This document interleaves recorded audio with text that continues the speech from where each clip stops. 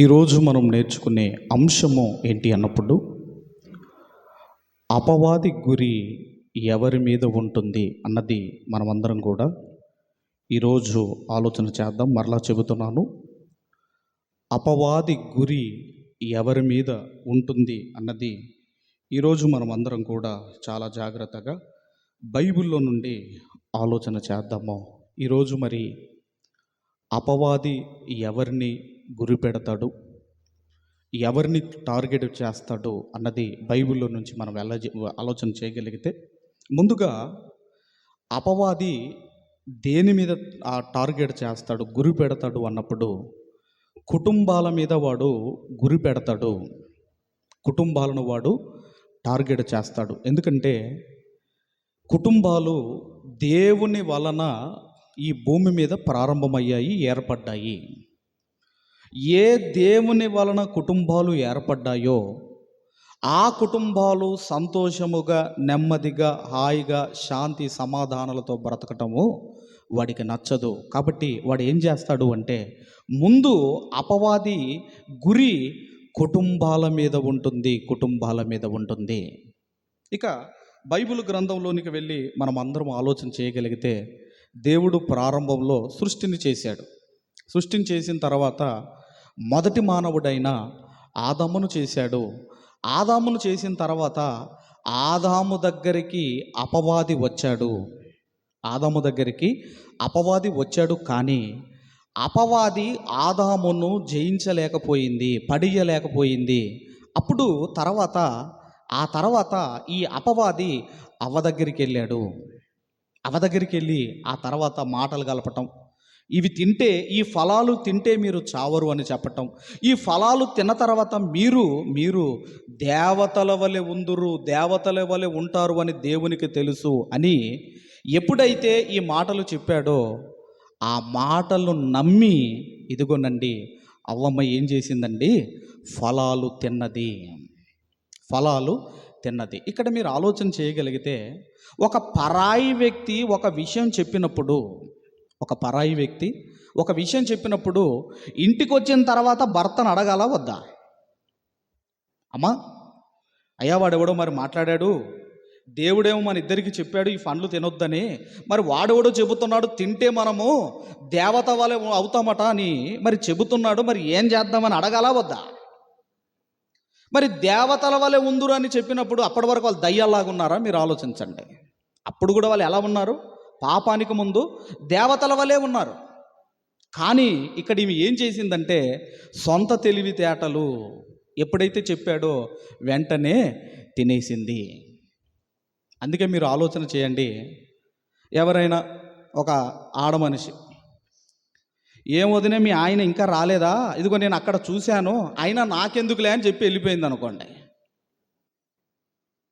అమ్మ ఎలా ఉంటుందో ఆలోచించండి. మీ ఆయన ఇంకా ఇంటికి రాలేదా, నేను అక్కడ చూశాను, అయినా నాకెందుకు, మీ కుటుంబ విషయాలు నాకెందుకని చెప్పి వెళ్ళిపోయింది అనుకోండి. ఇప్పుడు ఈ భార్యకి ఎలా ఉంటుంది మీరు ఆలోచించండి, ఎలా ఉంటుందమ్మా? అలాగే ఇక్కడ కూడా మనం ఆలోచన చేయగలిగితే, అసలు ఎందుకు లేట్ అయింది, ఎందుకు ఆలస్యమైంది, భర్త డ్యూటీకి వెళ్ళి ఎందుకు లేట్ వస్తున్నాడు, ఇవన్నీ కూడా ఆలోచించరు. కానీ మనం ఎప్పుడు కూడా ఆలోచించి మనము నిర్ణయాలు తీసుకోవాలి. అందుకే ఆదాము మోసపరచబడలేదు అని మరి అపోస్తలుడైన పౌలు గారు తిమోతి గారికి రాసిన మొదటి పత్రిక 2వ అధ్యాయము 14వ వచనాన్ని మనం అందరం కూడా చదువుకుందాము. తిమోతి గారికి రాసిన మొదటి పత్రిక 2వ అధ్యాయము 14వ వచనం. అయినను మొదటి తిమోతి పత్రిక 2వ అధ్యాయము, మరియు ఆదాము మోసపరచబడలేదు గాని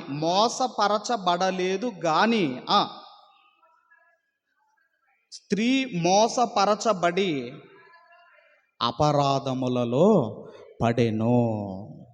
కాబట్టి ఎక్కువగా మరి బైబిల్ గ్రంథంలో బలహీనమైన ఘటమని ఎక్కువగా మోసపోయేది ఎవరంటే స్త్రీలే.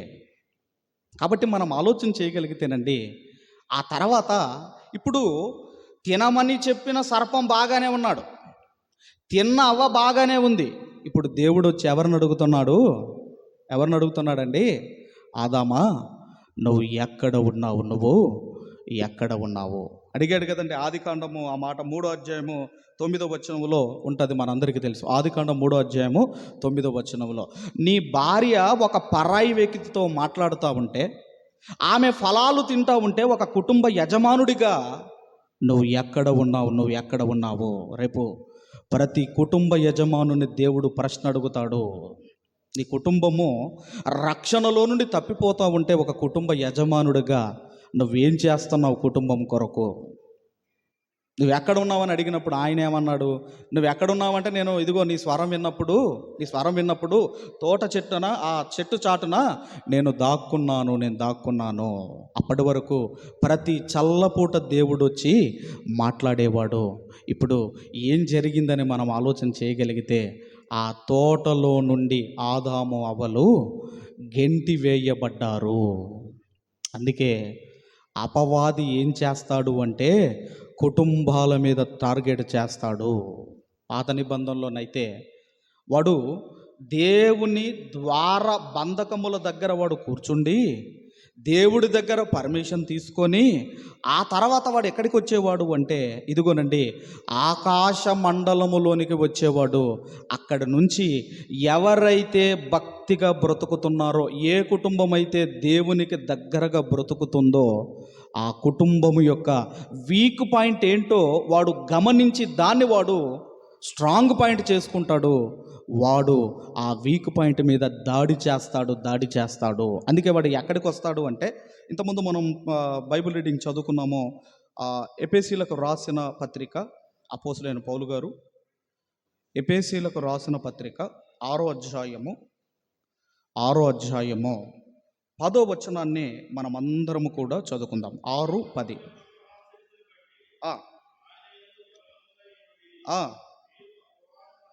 మీరు అపవాది తంత్రములను ఎదిరించుటకు శక్తిమంతులగునట్లు దేవుడిచ్చు సర్వాంగ కవచము ధరించుకొనుడి.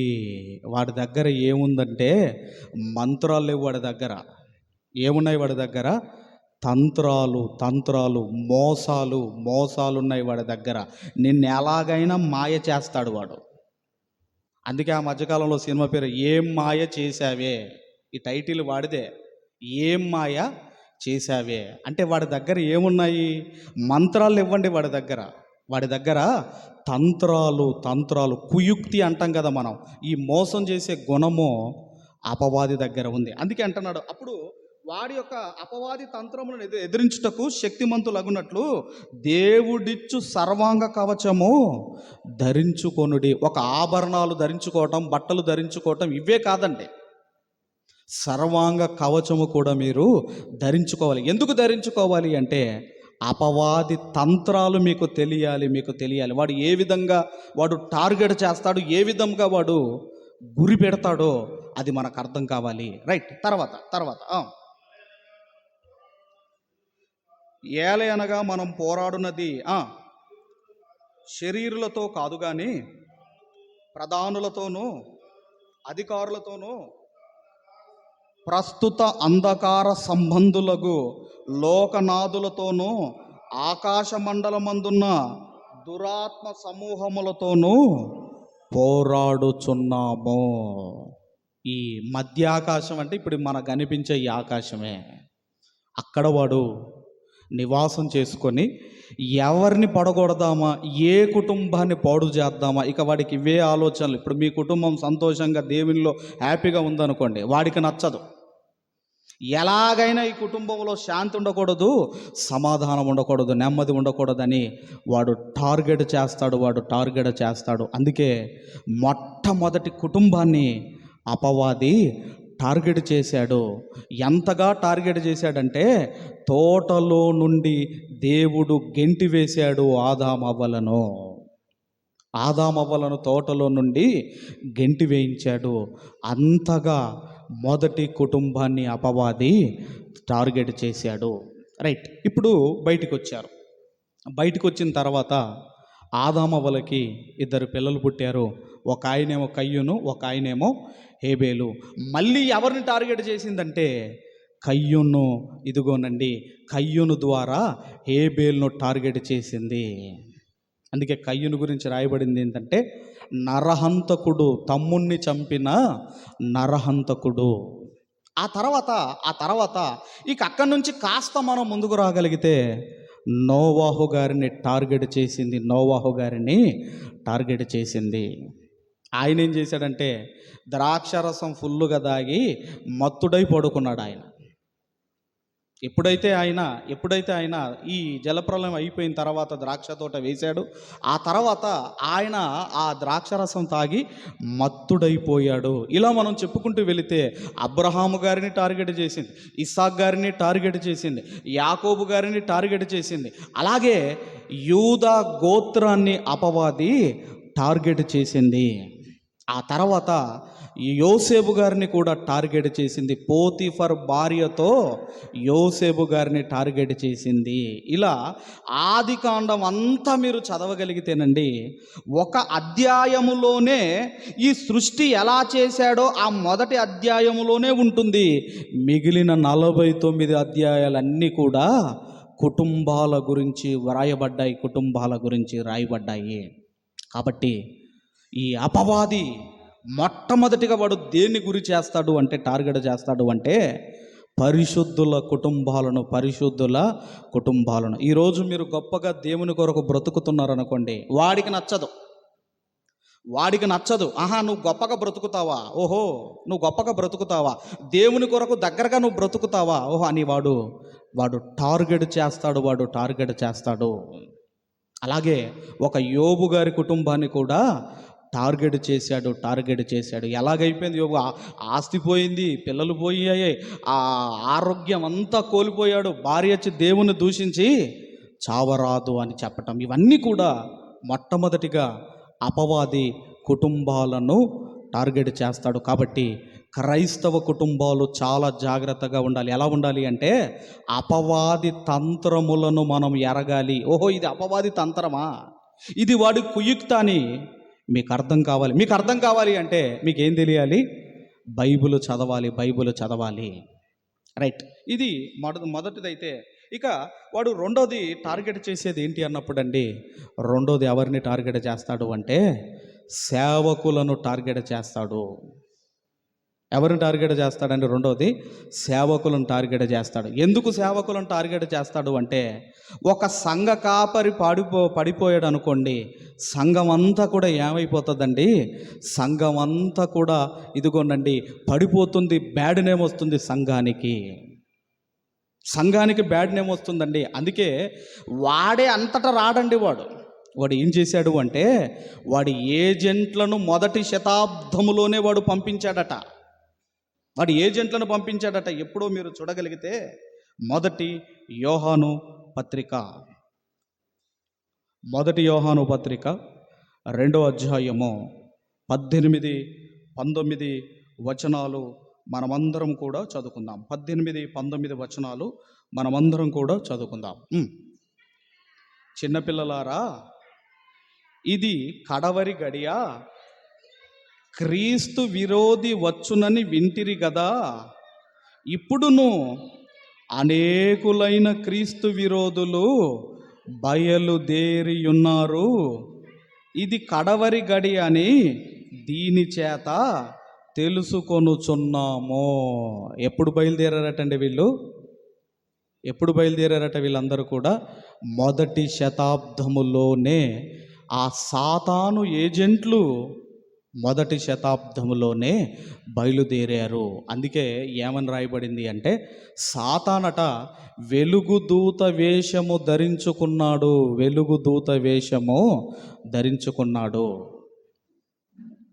ఎందుకంటే వాడు సేవకులను టార్గెట్ చేస్తాడు.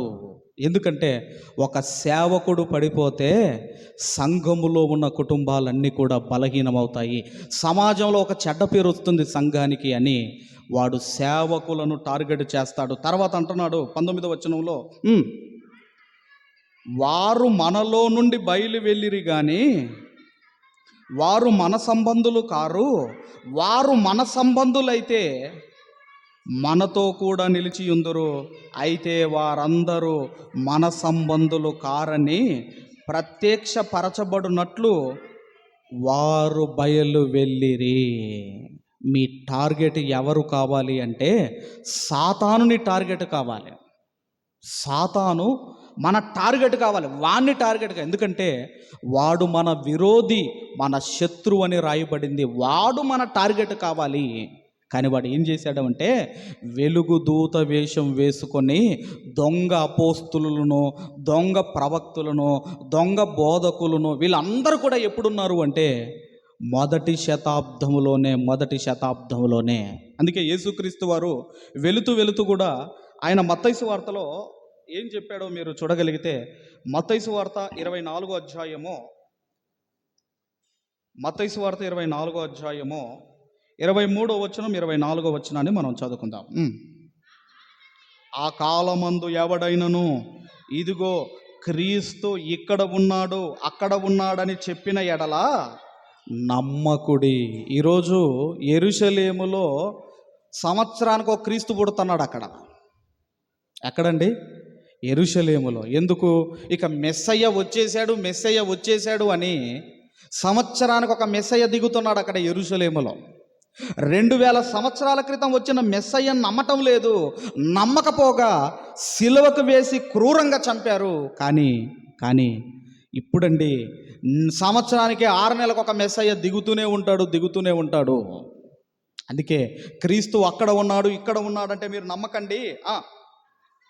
అబద్ధపు క్రీస్తులను, అబద్ధపు ప్రవక్తలను వచ్చి సాధ్యమైతే ఏర్పరచబడిన వారిని సహితము మోసపరుచుటకై గొప్ప సూచక క్రియలను, మహత్కార్యములను కనపరిచెదరు. చెయ్యటం వేరు, కనపరచటం వేరు. మొన్న ఈ మధ్య ఒక ఆయన అంటున్నాడు, ఎవరో బ్లడ్ క్యాన్సర్తో వెళ్ళారట. బ్లడ్ క్యాన్సరా? అది చిటికేస్తే పోయే బ్లడ్ క్యాన్సర్ అండి అంటున్నాడు. పోయిద్దామా? చిటికేస్తే బ్లడ్ క్యాన్సర్ పోయిద్దామా?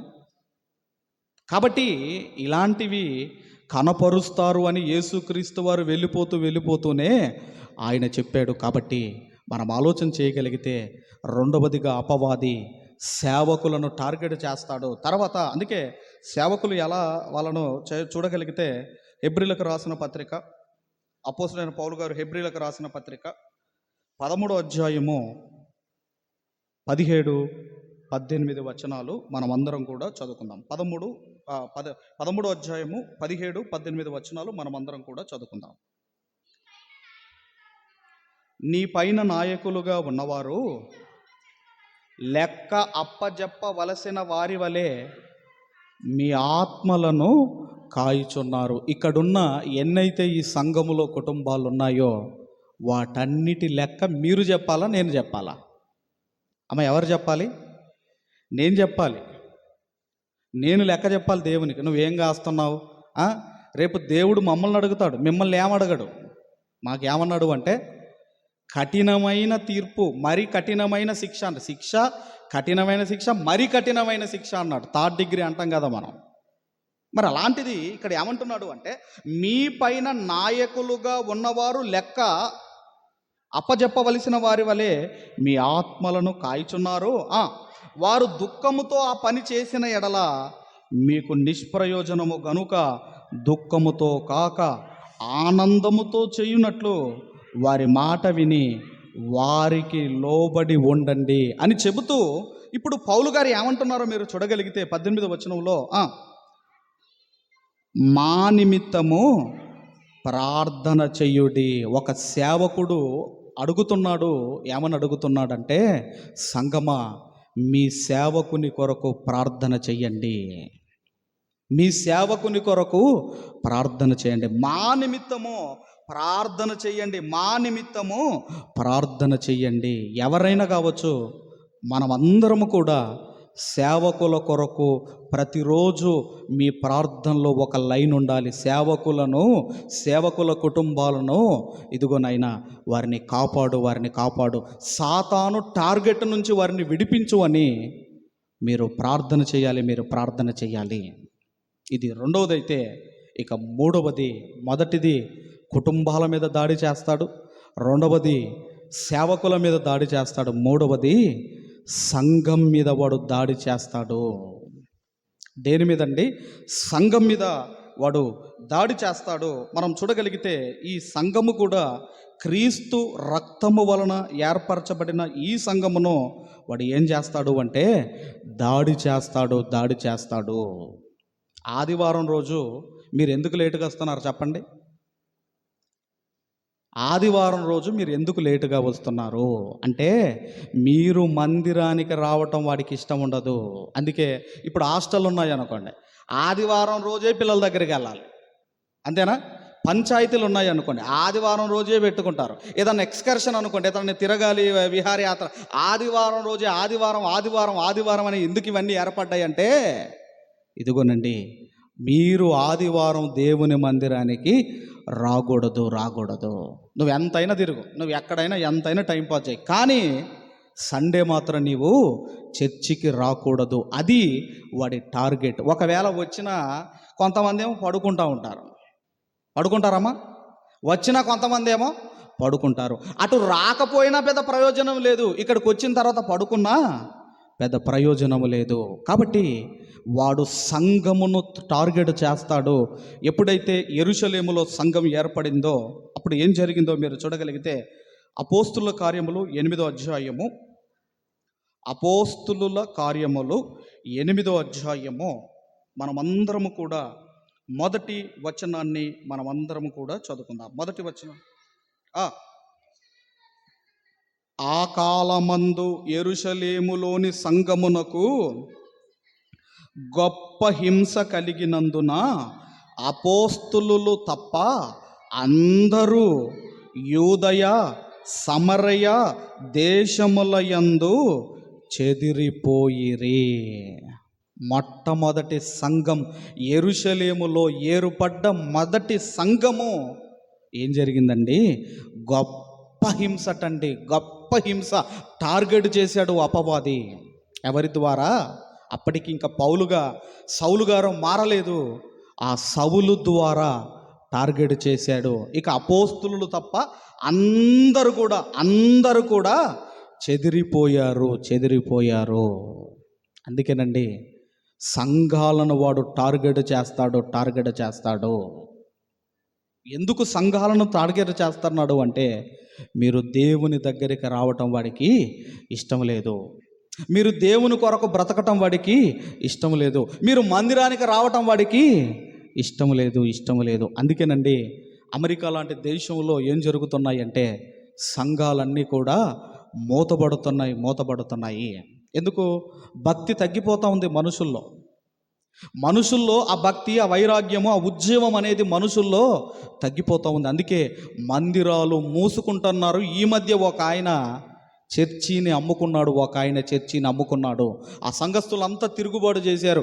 నేను స్థాపించిన చర్చి నేను అమ్ముకుంటానని ఆయన చర్చిని అమ్ముకున్నాడు. అందుకే అపవాది సంఘం మీద వాడు టార్గెట్ చేస్తాడు. సంఘం అంటే ఈ 4 గోడలు కాదు, సంఘం అంటే వాడు నీ మీద టార్గెట్ చేస్తాడు.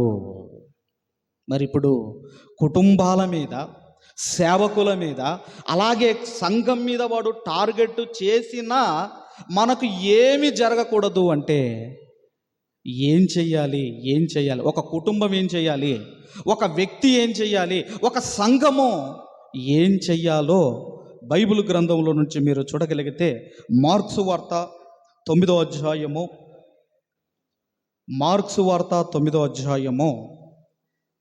29వ వచనాన్ని మనమందరం కూడా చదువుకుందాం. మార్క్సు వార్త 9వ అధ్యాయము 29వ వచనాన్ని మనమందరం కూడా చదువుకుందాం. చదువమ్మ.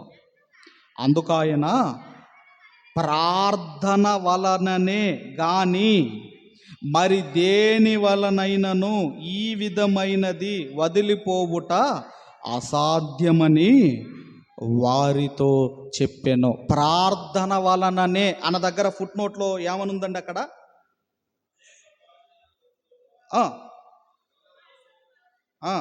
ఉపవాసము వలననే ఒక కుటుంబాన్ని వాడు టార్గెట్ చేసిన, ఒక సేవకుని కుటుంబాన్ని వాడు టార్గెట్ చేసినా, ఒక సంఘాన్ని వాడు టార్గెట్ చేసినా, ఇక్కడ మనము చేయవలసింది ఏంటంటే ఉపవాస ప్రార్థన వలననే ఇదిగోనండి అపవాదిని మనము జయించగలము. ఉపవాస ప్రార్థన మనం చేయకపోతే మీరు అపవాదిని మీరు జయించలేదు. జయించకపోగా వాడి ట్రాపులో పడతాం మనము, వాడికి మనము బలైపోతాము. కాబట్టి దేవుడు అంటున్నాడు ఉపవాస ప్రార్థన. ఇక సందర్భం ఏందో మొన్న చెప్పాను మీ అందరికీ. ఒక బాలునికి ఈ మూగదయ్యం పట్టటము, ఆ తర్వాత వాడు మూర్చిల్లటము, వాడు నాశనం కావాలని అగ్నిలోను నీళ్ళలోను వేయటము, ఇదంతా కూడా శిష్యులు వెళ్ళగొట్టకపోవటము. అప్పుడు శిష్యులు వెళ్ళగొట్టకపోయేసరికి ప్రభువుని అడుగుతారు. ప్రభువుని అడిగినప్పుడు అప్పుడు చెబుతున్నాడు ఆయన, అయ్యా మేమెందుకు వెళ్ళగొట్టలేకపోయాం, నువ్వెందుకు వెళ్ళగొట్టావు అంటే ఉపవాస ప్రార్థన వలననే అపవాదిని మనము జయించవచ్చు. అందుకే మనం ఏం చేయాలి? ఒక తల్లిగా, ఒక తండ్రిగా యోబు గారి వలె. చివరిగా ఈ వచనం చూసుకొని ముగించుకుందాము. యోబు గ్రంథము 1వ అధ్యాయము 5వ వచనాన్ని మనం చదువుకొని ముగించుకుందాం. యోబు గ్రంథము 1వ అధ్యాయము 5వ వచనాన్ని చదువుకొని మనము ముగించుకుందాం. వారి విందు దినములు పూర్తి కాగా యోబు తన కుమారులు పాపము చేసి తమ హృదయములో దేవుణ్ణి దూషించిరేమో అని వారిని పిలవనంపించి వారిని పవిత్రపరిచి అరుణోదయమున లేచి వారిలో ఒక్కొక్కని నిమిత్తమై దహన బలి నర్పించుచు వచ్చెను. యోబు నిత్యము అలాగూ చేయుచుండెను. ఇప్పుడు మన పిల్లలే ఉన్నారండి. వాడు బర్త్డే పార్టీకో ఎక్కడికో వెళ్ళేసి వస్తాడు. వచ్చిన తర్వాత వాడి కొరకు ఏమైనా మీరు ప్రార్థన చేస్తున్నారా? ఒక తల్లిగా, ఒక తండ్రిగా, అయ్యా నా కుమారుడు పలాని పార్టీకి వెళ్ళాడు, మరి అక్కడ ఎలాంటి వాళ్ళని మీట్ అయ్యాడో, మరి వాడు ఎలాగైపోయాడో, మరి ఒకవేళ వాడు నీ ఎదల తప్పిదం చేశాడేమో, మరి నేను ప్రార్థన చేస్తున్నాను, వాడిని పవిత్రపరచని ఏ తల్లైనా ఏ తండ్రి అయినా మొరపెడుతున్నారా? ఎందుకంటేనండి విందు దినాల్లో ఏముంటుందో ఒక మాట ఇక్కడ చదువుకొని ఇక్కడికి రాగలిగితే ప్రసంగి గ్రంథం 10వ అధ్యాయం 19వ వచనం చూడండి. విందు దినాల్లో ఏముంటుందో చూడండి. ప్రసంగి గ్రంథం 10వ అధ్యాయము 19వ వచనం. 10-19 10వ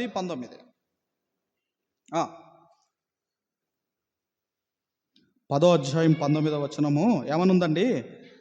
నవ్వులాటలు పుట్టించుటకై వారు విందు చేయుదురు, ద్రాక్షారసము వారి ప్రాణమునకు సంతోషకరము, ద్రవ్యము అన్నింటికి అక్కరకు వచ్చును. ఇక్కడ విందులు ఎందుకు చేసుకుంటారో అంటే అక్కడ చెబుతున్నాడండి, నవ్వులాట పుట్టించుటకై వారు విందు చేయుదురు. నవ్వులాట పుట్టించుటకై వారు విందు చేయుదురు. అందుకే యోబు గారనే భక్తుడు తన పిల్లల కోసం అరుణోదయమున లేచి పిల్లలను పవిత్రపరుస్తున్నాడు. అయ్యా ఒకవేళ మీకు ఏదైనా ఆయాసకరమైన మార్గం వానిలో ఉంటే, వాడు ఒకవేళ మీకు వ్యతిరేకమైన మాటలు ఏదైనా మాట్లాడి ఉంటే ఆ విందులో వారిని పవిత్రపరచు అని ఒక్కొక్కరి నిమిత్తము దహన బలులు అర్పిస్తున్నాడు. యోబు గారు నిత్యము అలాగూ చేశాడు అని మనం చదువుకుంటున్నాము. కాబట్టి ఈరోజు చాలా కుటుంబాల్లో నెమ్మది లేదు,